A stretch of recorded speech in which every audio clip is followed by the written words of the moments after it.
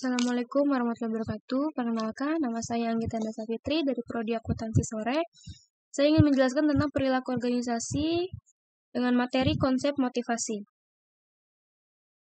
Teori dan konsep motivasi adalah pembahasan yang akan dijelaskan secara sangat detail pada artikel di bawah ini, yang dimana di dalam artikel motivasi ini akan dibahas mengenai pengertian atau arti motivasi, jenis motivasi kerja, faktor motivasi kerja, proses motivasi kerja menurut para ahli. Pengertian motivasi adalah sebuah dorongan atau semangat yang mendasari dalam melakukan sesuatu. Motivasi adalah hal-hal yang menimbulkan dorongan, dan motivasi kerja adalah pendorong semangat yang menimbulkan suatu dorongan. Pemberian motivasi ini diharapkan setiap individu karyawan atau mau bekerja keras dan antusias untuk mencapai prestasi kerja yang tinggi. Dalam buku Toha tahun 2006 mengatakan bahwa perilaku manusia itu hakikatnya adalah berorientasi pada tujuan. Dengan kata lain, bahwa perilaku seseorang itu pada umumnya dirangsang oleh keinginan untuk mencapai beberapa tujuan. Motivasi kadang-kadang istilah ini dipakai silih berganti dengan istilah-istilah lainnya, seperti misalnya kebutuhan, keinginan, dorongan, semangat, dan impuls. Teori motivasi menurut Robin tahun 2003 yang mengatakan bahwa seorang proses yang menghasilkan suatu intensitas, arah, dan ketentuan individual dalam usaha untuk mencapai suatu tujuan. Sementara motivasi umum bersangkutan dengan upaya ke arah setiap tujuan. Jenis-jenis motivasi, yang pertama ada motivasi internal, adalah motivasi yang tumbuh dari dalam diri seseorang tanpa dipengaruhi oleh orang lain untuk melakukan sesuatu yang mencapai tujuan. Yang kedua, motivasi eksternal. Motivasi eksternal adalah motivasi yang datang dari luar diri seorang dengan harapan dapat mencapai sesuatu tujuan yang dapat menguntungkan dirinya. Motivasi kerja tampak dalam dua segi yang berbeda. Yang pertama ada, kalau dilihat dari segi aktif atau dinamis, motivasi bekerja tampak sebagai suatu usaha positif dalam menggerak dan mengarah daya serta potensi tenaga kerja agar produksi berhasil mencapai dan mewujudkan tujuan yang ditetapkan sebelumnya. Yang kedua, jika dilihat dari segi pasif, motivasi nampak sebagai suatu kebutuhan juga sekaligus menggerakkan dan mengarahkan potensi serta daya kerja manusia tersebut ke arah yang diinginkan. Faktor motivasi menurut faktor pemuas atau motivation factor.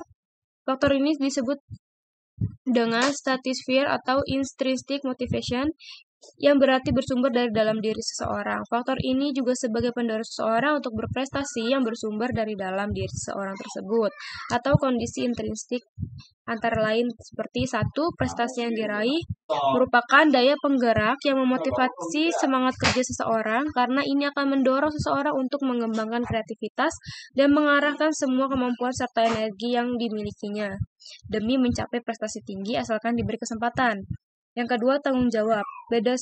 Merupakan daya penggerak yang memotivasi sehingga bekerja hati-hati untuk menghasilkan produk dengan kualitas istimewa. Yang ketiga, kepuasan kerja itu sendiri merupakan teori yang disebut teori tingkat persamaan kepuasan atau the stage theory of job. Satisfaction merupakan menggunakan bahwa kepribadian merupakan salah satu faktor penentu stabilitas kepuasan kerja. Yang kedua ada faktor pemelihara. Faktor ini disebut dengan statisfer atau intrinsic motivation. Faktor ini juga disebut dengan hygiene factor, merupakan faktor-faktor yang sifatnya ekstrinsik yang berarti bersumber dari luar diri seseorang, misalnya dari organisasi, tetapi turut menentukan perilaku seseorang dalam kehidupan kekaryaannya. Faktor yang berkaitan dengan pemenuhan kebutuhan untuk memelihara keberadaan karyawan sebagai manusia, pemelihara ketentraman dan kesehatan. Dan faktor ini juga disebut dissatisfier atau sumber ketidakpuasan yang dikualifikasikan ke dalam faktor intrinsik yang meliputi sebagai berikut. Yang pertama ada keamanan dan keselamatan kerja, yang kedua ada kondisi kerja, yang ketiga ada hubungan interpersonal antara teman sejawat dengan atasan dengan bawahan. Ini ada faktor motivasi terdiri dari 1. Hasil kerja, keberhasilan atau prestasi, yang kedua pengakuan atau penghargaan, yang ketiga pekerjaan yang penuh tantangan, yang keempat tanggung jawab yang lebih besar, yang kelima ada kemajuan dan pertumbuhan. Teori-teori motivasi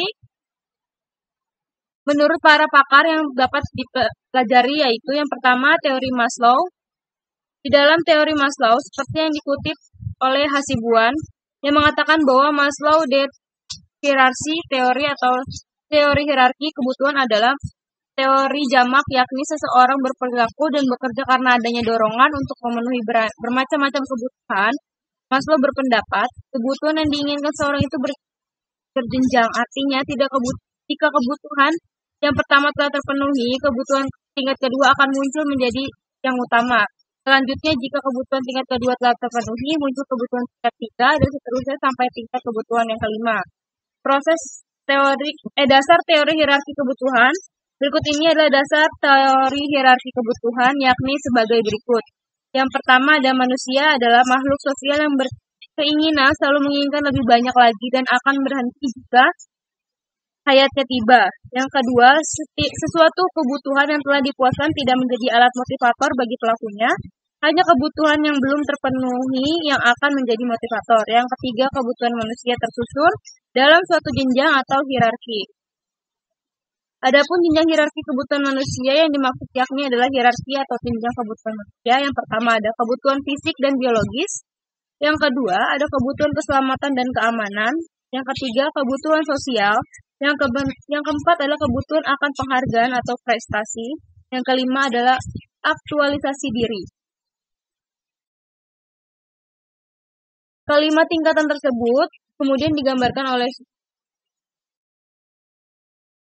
dikutip dalam Handoko tahun 2008 sebagai berikut. Yang pertama ada kebutuhan harga diri, ada kebutuhan sosial, ada kebutuhan aktualisasi diri atau pemenuhan diri. Yang keempat ada keamanan dan rasa nyaman, dan yang kelima kebutuhan fisiologi. Yang kedua ada teori keadilan. Teori ini dikembangkan oleh Adam yang dikutip oleh Mangkunegara tahun 2005 yang menyatakan bahwa terdapat 3 komponen teori ini yang sebagai berikut. Yang pertama ada input. Input adalah semua nilai yang diterima karyawan yang dapat menunjang pelaksanaan kerja. Yang kedua ada outcome, adalah sebuah nilai yang diperoleh dan dirasakan karyawan, misalnya upah, keuntungan tambahan, status simbol, pengenalan kembali, kesempatan berprestasi untuk mengekspresikan diri. Yang ketiga comparison person atau sebagai seorang pegawai dalam organisasi yang sama, seorang karyawan dalam organisasi yang berbeda atau dirinya sendiri dalam pekerja sebelumnya. Equity, menurut teori ini, puas atau tidak puasnya karyawan adalah hasil dari membandingkan antara input outcome karyawan tersebut dengan perbandingan input outcome karyawan lainnya. Ada teori harapan. Teori ini dikemukakan oleh Virom yang dikutip oleh Hasibuan tahun 2006 berdasarkan teorinya pada 3 konsep penting, yaitu sebagai berikut. Yang pertama ada harapan, yang kedua ada nilai, yang ketiga ada pertautan. Menurut teori ini, motivasi merupakan akibat dari suatu hasil yang ingin dicapai oleh seseorang yang perkiraan yang bersangkutan bahwa tindakannya akan mengarah pada hasil yang diinginkan.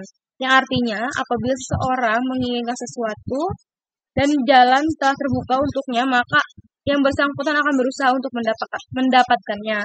Akan tetapi, jika seseorang menginginkan suatu cukup besar, maka yang bersangkutan akan terdorong untuk memperolehnya. Namun sebaliknya, jika harapan memperoleh hal yang diinginkan itu tipis, motivasi pun akan menjadi rendah.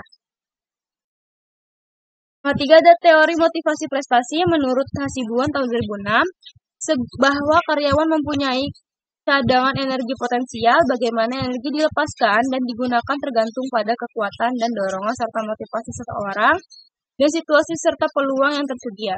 Energi yang akan dimanfaatkan oleh karyawan akan didorong oleh satu, kekuatan motif dan kebutuhan dasar yang terlibat. Yang kedua, harapan keberhasilan. Yang ketiga, nilai intensif yang terlekat pada tujuan. Hal-hal yang memotivasi seseorang untuk mencapai tujuan adalah sebagai berikut. Yang pertama, kebutuhan akan prestasi. Yang kedua, kebutuhan akan afiliasi. Yang ketiga, kebutuhan akan kekuasaan. Proses motivasi. Proses terjadinya motivasi menurut Zainu tahun 2007 disebabkan adanya kebutuhan yang mendasar. Untuk memenuhi kebutuhan timbullah dorongan untuk berperilaku. Bila mana seseorang sedang mengalami motivasi atau sedang memperoleh dorongan, maka orang itu akan mengalami hal